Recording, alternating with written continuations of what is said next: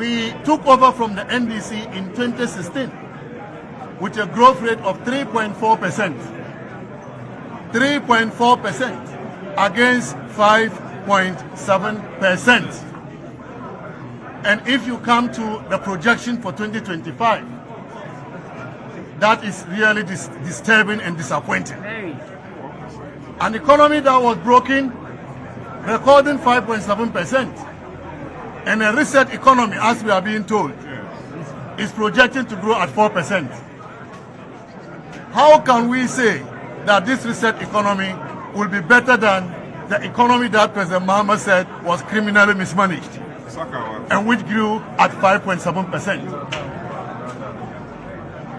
In terms of gross international reserves, again, by the end of 2024, we left with the NDC government $8.9 billion of gross international reserves. And that was the equivalent of 4 months of import cover. The NDC handed over in 2016 with import cover of 3.5%. 2016, we left them with 4 months of import cover. In this year's budget, 2025, they are projecting to achieve 3 months of import cover, which is even worse than what they recorded in 2016. Are we moving forward or we are moving backward? So if a broken economy could leave 4 months of import cover, how come a reset economy is contemplating going back to 3 months of import cover? Ladies and gentlemen, the debt to GDP of Ghana, they have made all the noise about the MPP government excessively borrowing. The debt to GDP at the end of 2024 was 61.8%. Debt to GDP ratio 61.8%. NDC, when they left office in 2016, it was 73%. It was not until when the GDP was rebased in 2018 that it came to 56%. But the real debt to GDP when they left government was 73%. We left government with 61.8%. It means that Ghana is no longer heavily indebted. We have brought Ghana to debt sustainability path. And we are just left with little percentage points to achieve the IMF target of 55%. If you have 61.8%, we are talking about 6 percentage points to achieve the IMF target of 55%, which Ghana is supposed to achieve by 2028.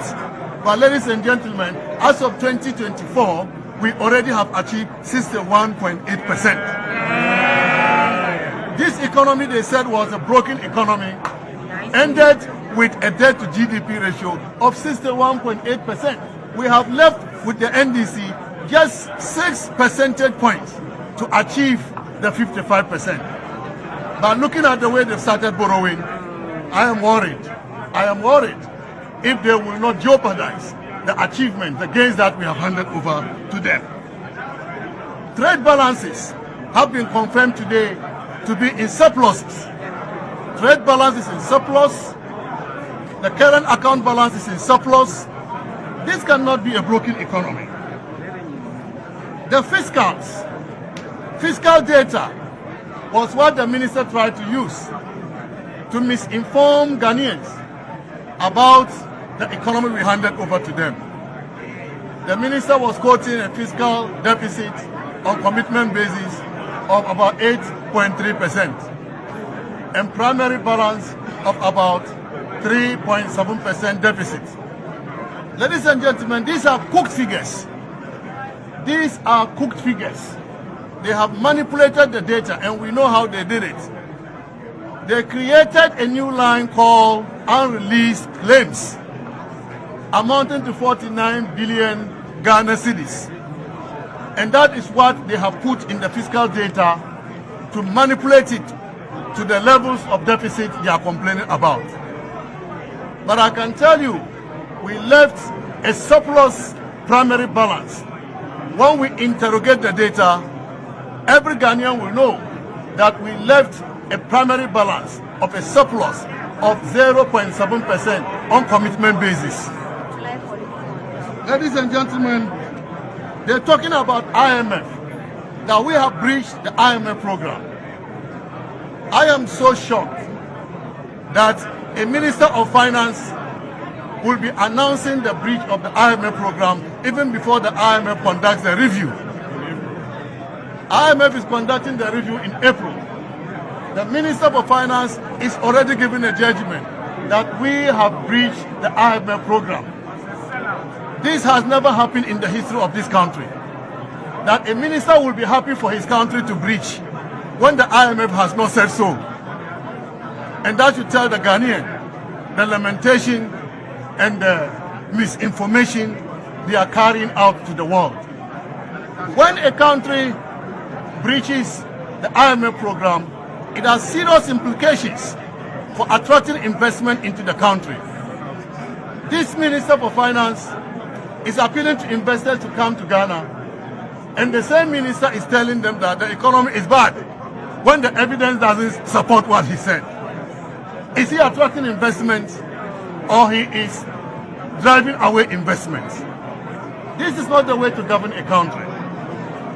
Gentlemen and ladies, the minister also talked about the $10 billion big push. $10 billion big push. And in this budget, he only allocated $800 million. $800 million to the big push projects in this budget.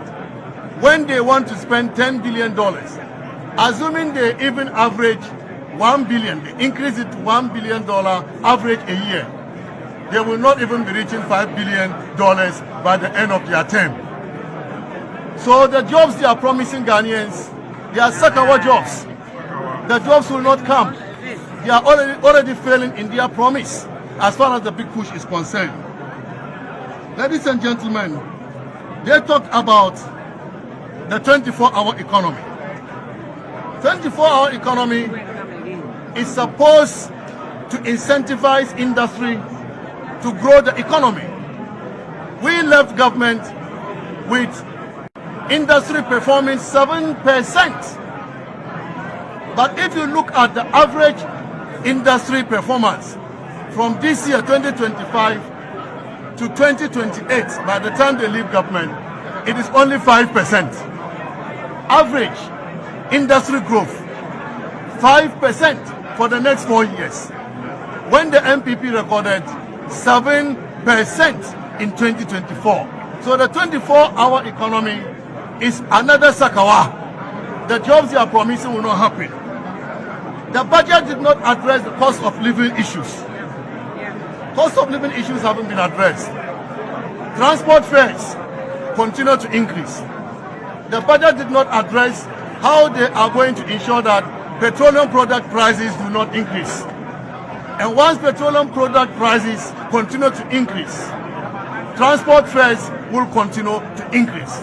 This budget did not address that. This budget did not address energy bills, electricity bills. They didn't talk about how they are going to reduce energy bills. They didn't talk about how to decrease water bills. All these bills will continue to increase, looking at the indicators that we are seeing.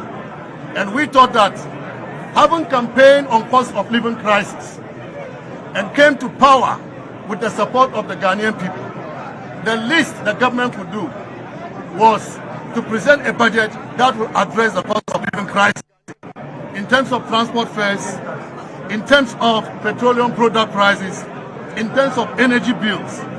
But even when we come to taxes, the minister announced that they are abolishing VAT on motor insurance. Ladies and gentlemen, we were already not collecting VAT on motor insurance. VAT on motor insurance was exempted. Rather, the minister was trying to be smart. They have reintroduced VAT on non-life insurance, with the exception of the motor vehicle insurance.